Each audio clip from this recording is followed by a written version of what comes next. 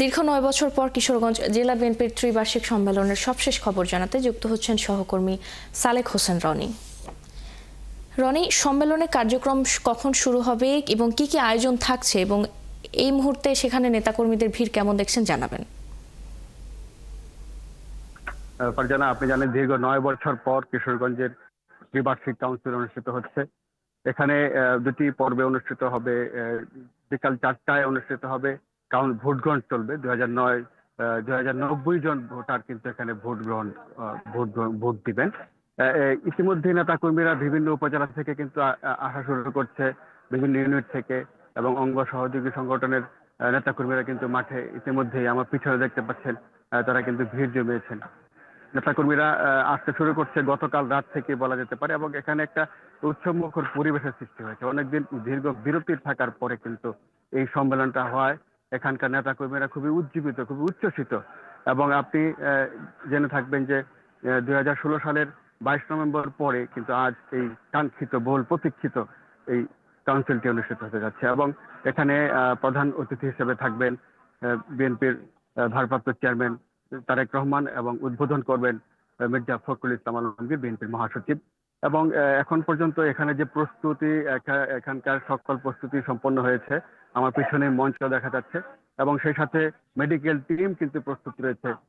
যে কোনো ঘটনা ঘটানো কিছু হলে কিন্তু এখানে মেডিকেল টিম রয়েছে। এবং সার্বিক যে প্রস্তুতি, যাকে বলে জেলা বিএনপি একদম একদম সঠিকভাবে, একদম সুশৃঙ্খল ভাবে এই সম্মেলনটা সম্পন্ন করার জন্য কিন্তু এখানে সকল ধরনের প্রস্তুতি নেওয়া হয়েছে। এবং সেই সাথে গতকালকে রাত্রে থেকেই এখানে একটা উৎসব মুখরের যে একটা পরিবেশ, সেই পরিবেশটি কিন্তু একটা কাঙ্ক্ষিত, অনেকদিন মুক্ত পরিবেশে এখানে অনুষ্ঠিত বিএনপির যে কাউন্সিল অনুষ্ঠিত হচ্ছে। তারা অত্যন্ত উচ্ছ্বসিত নেতা কর্মীরা। এখানে ৪টায় আপনি জানেন যে এখানে কাউন্সিলে ভোট গ্রহণ শুরু হবে। নেতা কর্মীরা ইতিমধ্যেই আমার সামনে পেছনে তারা কিন্তু জড়ো হতে শুরু করেছে। সকাল 11টায় শুরু হবে সেই কাঙ্ক্ষিত সম্মেলন, এবং বিকাল ৪টা থেকে রাত ৮টা পর্যন্ত ভোট গ্রহণ চলবে। সেই সঠিক নেতৃত্ব বাছাইয়ের যে প্রক্রিয়া, সেই গণতান্ত্রিক যে রূপ, সেটাই কিন্তু কিশোরগঞ্জ জেলা বিএনপি কিন্তু এখানে প্রতিফলন ঘটাচ্ছে। এই কাউন্সিলের মধ্য দিয়ে সঠিক নেতৃত্ব গড়ে আসবে। নেতাকর্মীদের যে ভাষ্য, তারা চায় এইখানে কাউন্সিলের মাধ্যমেই নতুন নেতৃত্ব গড়ে আসবে। এবং এইখানে দীর্ঘ বিরতির পর এখানকার যে সাংগঠনিক যে শক্তি, তা কিন্তু অনেক গুণ বৃদ্ধি পেয়েছে। আমরা দেখতে পেয়েছি এখানকার যে নেতাকর্মীরা, তারা কিন্তু খুবই উজ্জীবিত, উচ্ছ্বসিত ছিল।